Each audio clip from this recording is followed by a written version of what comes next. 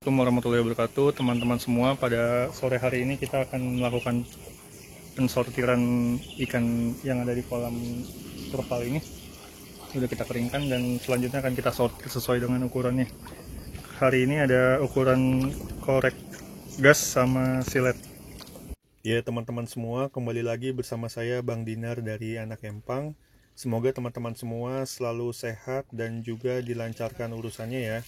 Pada sore hari ini kita akan ikut bersama kegiatan anak-anak Empang nih yang mau bongkar kolam dan juga sortir ikan atau bibit ikan gurame ya teman-teman. Jadi di kolam ukuran diameter 4 ini dengan kapasitas 10 liter, maksud saya 10.000 liter air ya teman-teman.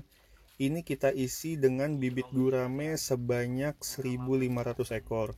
Waktu penebarannya itu adalah ukuran sekitar korek gas ya teman-teman. Dan sekarang sudah sekitar 2 minggu ini akan kita bongkar karena kepadatannya itu sudah terlalu tinggi. Nah ini teman-teman bisa lihat nih, lagi diserok sama Bang Riki ikannya. Ukurannya udah bervariasi ya teman-teman. Ada yang sudah ngorek, ada yang udah nyilet, ada juga yang masih korek gas. Jadi memang seperti itu teman-teman. Kalau kita memelihara bibit itu, apalagi dengan density yang padat ya, dengan kepadatan yang sangat tinggi, itu pertumbuhannya tidak merata teman-teman. Untuk itu kita harus mengetahui kapankah waktu yang tepat untuk memecah populasi supaya meminimalisir resiko kematian dan juga mempercepat pertumbuhan ikan. Kenapa sih kalau ikan itu terlalu padat dia itu bisa nggak bagus gitu ya? Pertama dari kompetisi makan aja jelas itu sudah berpengaruh ya teman-teman. Dengan banyaknya jumlah ikan di dalam satu kolam, ikan yang lemah, yang kecil itu akan sulit untuk mendapatkan makan karena kalah bersaing dengan ikan-ikan yang lebih besar ukurannya. Nah, ketika proses pensortiran ini kita menggunakan tangan ya teman-teman. Jadi jangan menggunakan bak sortir karena itu sangat berbahaya bagi sisik ikan. Juga wadah sortirnya ini kita menggunakan kain yang sangat lembut supaya sisik ikan itu nggak luka. Kalau luka itu bisa menyebabkan jamur dan juga jika ditambahkan stres itu ikan bisa mati teman-teman. Makanya kita itu benar-benar memperlakukan bibit ikan gurame ini dengan sangat hati-hati karena gurame ini termasuk ikan yang gampang stres ya teman-teman. Jadi ketika dia itu lecet sisiknya atau misalnya luka, itu sangat berpotensi untuk terkena jamur dan bisa berujung pada kematian. Nah kita lanjut lagi nih masalah terlalu padat ya teman-teman. Jadi kalau misalnya populasi ikan dalam suatu kolam itu terlalu padat, dia juga bisa mempengaruhi kualitas air. Semakin banyak ikan yang ada di dalam kolam, tentu saja jumlah amoniak yang dihasilkan dari proses ekskresi ikan itu akan lebih banyak. Karena kita juga memberikan makannya itu lebih banyak ya. Apalagi kolam yang tidak memiliki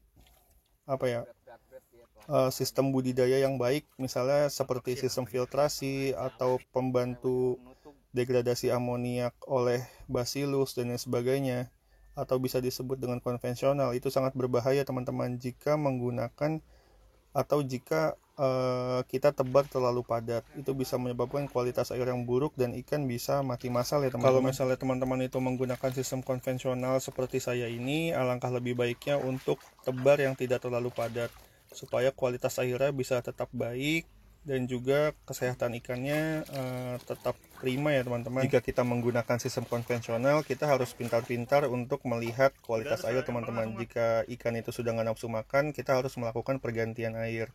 Atau bisa juga dibantu dengan pembibisan pakan teman-teman. Jadi ketika kita menggunakan pelet, itu maksudnya peletnya itu kita bibis dulu menggunakan probiotik. Dan selanjutnya juga kalau misalnya ikan terlalu padat juga teman-teman, itu pertumbuhannya lambat. Jadi pertama jelas karena ruang geraknya yang terbatas, lalu juga karena kompetisi pakan yang tadi saya bilang itu, juga ditambah lagi dengan kualitas air yang tidak terlalu baik ya teman-teman. Bukannya buruk ya, tapi kalau ikan terlalu padat di dalam suatu wadah, itu kualitas airnya pasti lebih buruk dibandingkan dengan ikan yang tidak tebar padat. jika sistemnya itu menggunakan konvensional ya teman-teman. Untuk itu nih saat ini kita memecah populasinya dengan memisahkan ikan-ikan yang ukurannya sudah besar ini ke kolam tanah teman-teman. Jika di kolam tanah ini bisa dibantu dengan lumpur yang ada di dasar kolam, itu bisa membantu proses pendegradasian amoniak teman-teman, karena di bawahnya itu juga mengandung banyak bakteri yang bisa membantu untuk mengurai atau mendegradasi amoniak. Ditambah lagi di kolam tanah itu banyak mengandung makanan-makanan alami ikan seperti alga, cacing atau kutu dan lain sebagainya, yang dimana itu juga bisa membantu ikan supaya lebih cepat besar. Karena ketika kita nggak sempat kasih makan atau kita ya terlewat lah jam makan ikannya itu, ya sedikit banyak mereka bisa survive dengan makanan alami yang ada di kolam tanah ya teman-teman. Nah ini kita lanjut untuk proses pensortirannya. Kebetulan saat kita sortir ini ada pesanan teman-teman, tiba-tiba ada telepon untuk pemesanan. Ini ukuran silet. Jadi sekalian ketika kita itu sortir ukuran, sekalian kita packing ikannya ini teman-teman. Ini berangkatnya nggak terlalu jauh sih, masih di daerah Bogor juga, jadi kita akan mengirimnya itu menggunakan jasa Gojek ya teman-teman. Oh iya, untuk teman-teman yang mau main, mau pesan bibit atau mau ngobrol-ngobrol aja, itu bisa cek kontak kami di Anak Empang Farm di Google ya teman-teman. Di situ sudah ada alamat, sudah ada nomor telepon. Jadi buat teman-teman yang mau info lebih lanjut bisa langsung menghubungi Anak Empang Farm di Google ya teman-teman. Nah ini Bang Adul nebar bibit lagi yang ukurannya lebih besar tadi ke kolam tanah ini. Jadi kolam tanah ini ukurannya sekitar 3 kali 10 meter teman-teman. Ini biasanya itu kita bisa isi dari 1000 sampai 2000 ekor bibit ikan gurame ukuran korek gas sampai korek kayu teman-teman. Jadi ikan ini pun akan kami panen lagi minggu depan, karena kebetulan ada pesanan ukuran korek kayu. Nah ini adalah ikan gurame yang baru ditebar di kolam tanah. Biasanya tuh warnanya masih hitam teman-teman, dia tuh masih stres, tapi lama-kelamaan warnanya itu akan memudar seperti abu-abu, karena dia itu sudah bisa beradaptasi dengan air yang barunya teman-teman. Ini adalah kondisi Anak Empang Farm yang sedang kami bangun kolam produksinya di sebelah pojok ya. Jadi ini akan kami gunakan kira-kira sekitar seminggu lagi lah, karena masih proses pembangunan atau pemasangan waring teman-teman, supaya terhindar dari hama dan juga predator. Alhamdulillah dalam beberapa hari ini sudah turun hujan, sehingga ketersediaan air itu ada lah teman-teman, yang nggak kosong banget gitu. Nah ini adalah sampel ikan yang jumlahnya itu paling banyak di kolam diameter 4 kolam terpal tadi, itu ukuran silet teman-teman.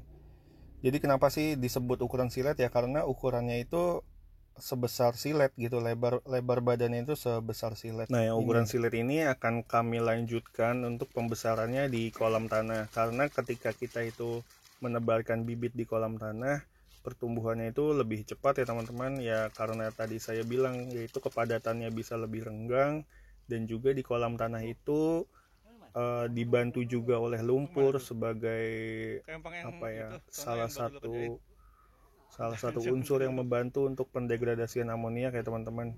Juga ditambah dengan kolam tanah itu mengandung banyak